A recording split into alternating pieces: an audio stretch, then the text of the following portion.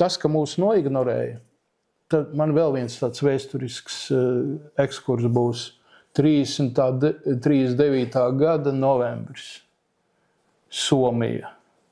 Ziemeļu karš.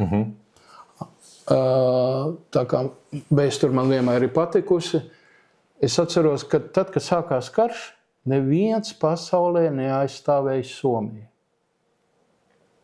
Pēc kādiem 3 mēnešiem tur parādījās kaut kādas. Tur bija arī Līgu nācija. Un kāpēc es ieminējošu to? Ja mēs, kā tu ļoti pareizi iestarpinājies, ja mēs neatradīsim balansu starp sociālo-ekonomiskām vajadzībām, un aizsardzības vajadzībām, mēs paliksim arvien vājāk un vājāk un vājāki.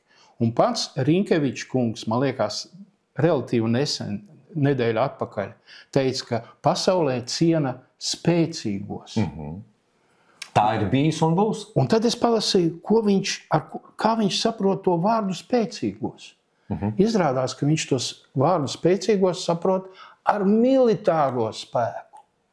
Bet, draudziņ mīļais, lai būtu militārais spēkam, jābūt kaut kādai ekonomikai. Tieši tā. Kaut kādai ražošanai, Attīstībai, kuras joprojām nav. Tātad jau figurē tāda ideja, bet tad mēs to ekonomiku pacelsim ar militāro ražošanu. Jā, tagad runa par to ir tiešām.